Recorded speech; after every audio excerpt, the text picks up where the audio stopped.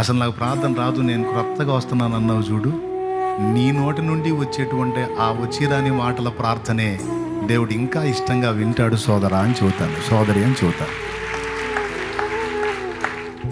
వింటాడండి.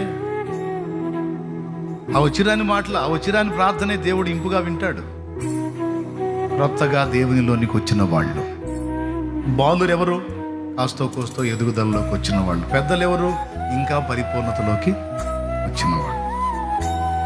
కాబట్టి అన్న, నేను కొత్తగా వస్తున్నానన్నా, నా స్తుతి కూడా దేవుడు వింటాడా, నా పాటలు కూడా దేవుడు వింటాడా, నా ఆరాధన కూడా దేవుడు తీసుకుంటాడంటే 100కు 100% గ్యారంటీగా చెబుతున్నాను, నీ ప్రార్థన, నీ పాటలు, నీ ఆరాధన, నీ స్తోత్రాలని దేవుడు అంగీకరిస్తాడు.